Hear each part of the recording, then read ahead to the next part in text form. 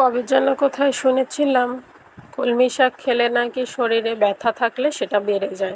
এখনো যখন কলমি শাক রান্না করতে যাই তখনও আমার সেই কথাটা মনে পড়ে। আসসালামু আলাইকুম, কেমন আছেন সবাই? আশা করছি ভালো আছেন। আমরাও আলহামদুলিল্লাহ ভালো আছি। বাড়ি থেকে অনেক কিছু জিনিসপত্র যখন পাঠায় তখন যা যা বাড়িতে শাকসবজি হয় সব কিছুই আব্বু মিলে কিছু কিছু পাঠিয়ে দেওয়ার চেষ্টা করে।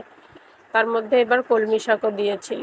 আমাদের বাড়িতে পুকুরের পাড়ে, পুকুর যখন নতুন এবার আবার পানি সেচে কেটেছে তখন সেখানে আব্বু কিছু কলমির বীজ ফেলে রেখেছিল। কোনো সার না, কোনো কিছুই না, শুধু বীজ ফেলে রেখেছে। এত সুন্দর হয়েছে, যদি আল্লাহ তাআলা কোনোদিন তৌফিক দেয় আমি সেই সব কিছুর ভিডিও করে আপনাদেরকে দেখাবো ইনশাল্লাহ। যাই হোক, শাক পাঠিয়ে দিয়েছিল, যেদিন পাঠিয়েছে সেদিনে আমি সুন্দর করে পরিষ্কার করে বেছে কেটে ফ্রিজে রেখে দিয়েছিলাম। আজকে সেটা বের করে নিয়েছি ভেজে খাওয়ার জন্য। বেশ কয়েকদিনই হচ্ছে কলমি শাক রান্না করে খেয়েছি আগে, এবার মনে হলো একটু ভাজি করে খাই।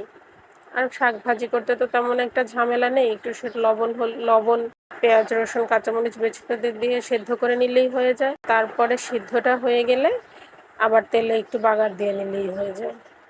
এই যে দেখেন কি সুন্দর হয়েছে শাকটা। আর আমি শাক রান্না করার সময় সাধারণত ঢাকি না, তাহলে শাকের রঙটা সুন্দর থাকে।